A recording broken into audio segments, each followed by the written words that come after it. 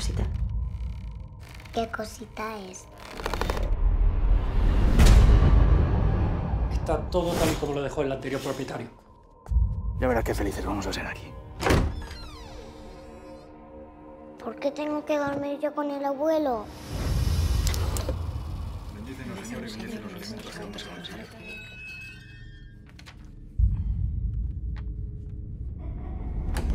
¿Por qué nos hemos mudado aquí si en esta casa ya vive alguien?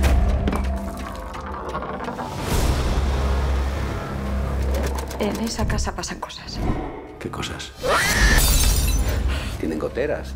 Amparo, ayúdame.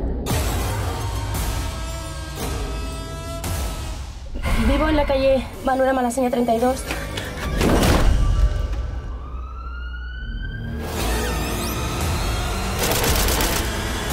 ¿Quién vivió en la casa?